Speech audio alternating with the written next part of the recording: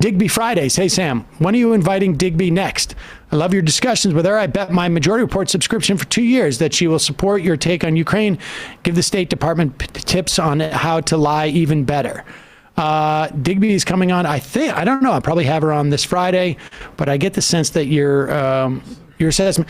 Look, I don't know, like there are supposedly, I don't know if it's, if they refer to themselves as anti-imperialist or anti-war, but I am against the killing of people and the war.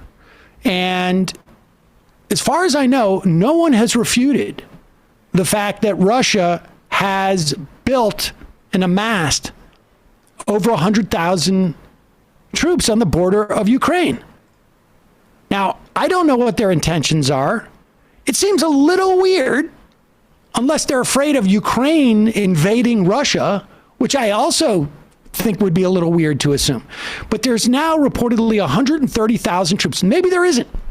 Maybe that's a complete myth. But I think that there is a legitimate concern that Russia is going to invade Ukraine. I don't need to feel that Ukraine is full of nice people to not want that to happen. If the worst thing that the State Department does is pretend that there's going to be some false flag and describe it,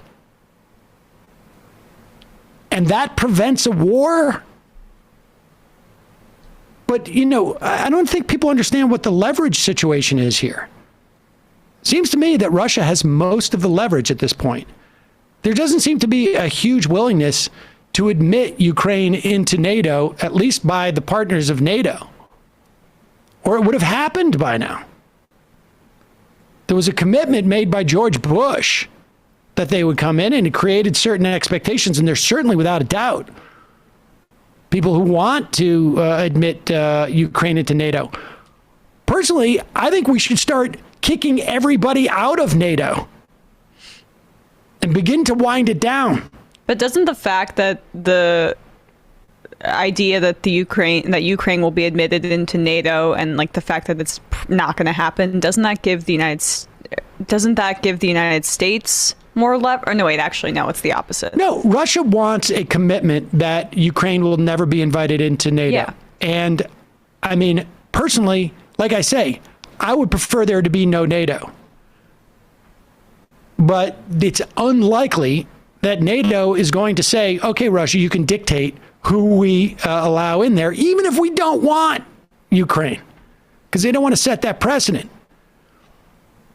I mean, I'm hoping that there's a situation where they come to okay, we guarantee no admission for X number of years, and that satisfies Russia. And I think, listen, Russia has a legitimate concern as to why are you offering admission into your military alliance to a country that borders on us? Yeah, I think that's a legitimate concern, but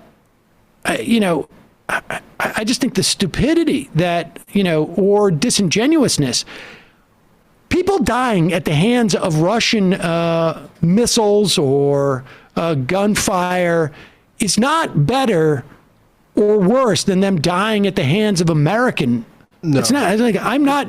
I'm against people dying in wars. Yeah, I mean, the problem is if the problem I've had with America in this entire thing is it seems like there's other countries that want a little bit more caution and a little bit less of there's an imminent invasion underway talk. And so if the false flag stuff, if there is an actual imminent invasion underway and the false flag stuff deters that, that's great. But if there's not, and I don't know what the other interpretation of Russia massing on the border is, but if there's not, and the U.S. if this is another in the genre of America being more alarmist about the situation than countries closer to the situation are.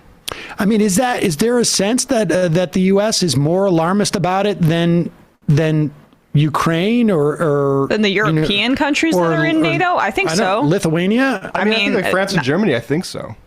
Do you think France and Germany are not as concerned about it? Yeah. That's been, I think, a sticking point in the way that, the United States hasn't been happy with Germany's lack of urgency. I've seen suggestion that Germany's not because, they're compromised by like the pipeline. Nord Stream. Like that. But, if they are, they are. Well, they have Right. incentives too, like any other country. I mean, and then there's when people take it too far when they show a complete disinterest and are seemingly only vocal about against United States imperialism as opposed to what Russia would be doing here.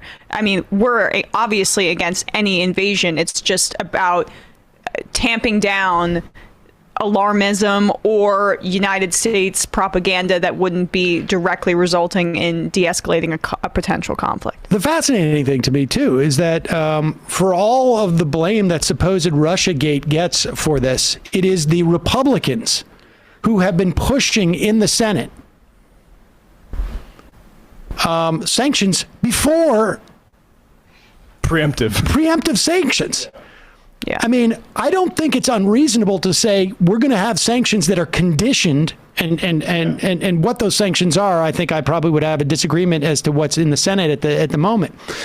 But I don't. But in terms of just generically speaking, making sanctions conditioned upon an invasion, I think is appropriate. Right. Yeah, I mean, that's the thing. It's Like the as opposed to being it's the preemptive. Republicans Yeah. who want to sanction the Russians before they invade, which seems to me to be ludicrous. But at the same time, though, Josh Hawley is saying publicly that he doesn't think Ukraine should be admitted into NATO, and the White House is saying that he is disseminating propaganda on behalf of the Russian government. I mean, that's bullshit. I think Josh Hawley is just trying to make a name for himself, but in the main, yes, I think it's a perfectly legitimate. I think Yeah, I mean that Holly point is like that's like Ron Paul saying like coming out against the war and now being like, well, there's two parties that are kind of against the war. It's like not really. Holly has the I know you know. But this, it's like Rand Paul and Bernie working together on Yemen. I mean, I don't particularly care, right? I like where that goes. I agree with what Holly said. I just don't think Holly's follow through is going to be there. But. Exactly.